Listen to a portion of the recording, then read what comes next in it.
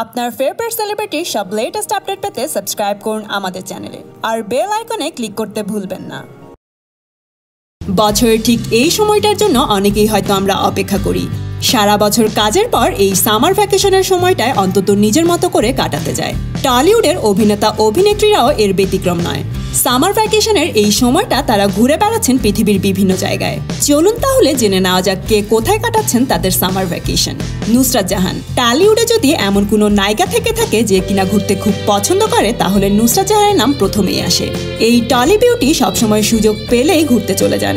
আর এই সামার ভ্যাকেশনে নুসরাত তার পরিবার নিয়ে গিয়েছেন ইন্দোনেশিয়ায় এবং নিয়মিত সোশ্যাল মিডিয়ায় ছবি দিয়ে ভক্তদের জানিয়ে দিচ্ছেন কেমন এনজয় করছেন তিনি তার ভ্যাকেশন।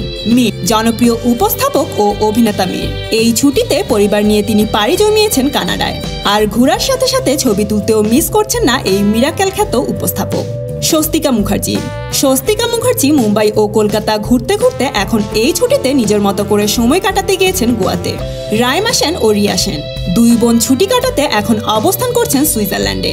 সেখানে তাদের মা মুনমুন সেন ও বাবা ভারত দেব বর্মার সাথে সময় কাটাচ্ছেন তারা।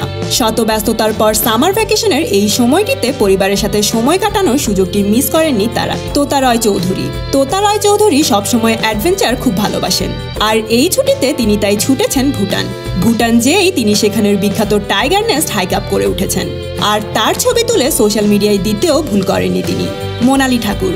গায়িকা মোনালি ঠাকুর তার ছুটি কাটাতে গিয়েছেন সুইজারল্যান্ড। সেখানে যেয়ে সুইজারল্যান্ডের বিখ্যাত সুইজালস মাউন্ট হিলে বসে ছবি তুলে জানিয়েছেন তার ভক্তদের। তো বন্ধুরা, কেমন লাগলো প্রিয় তারকাদের এই ভ্যাকেশনের ছবিগুলো দেখে?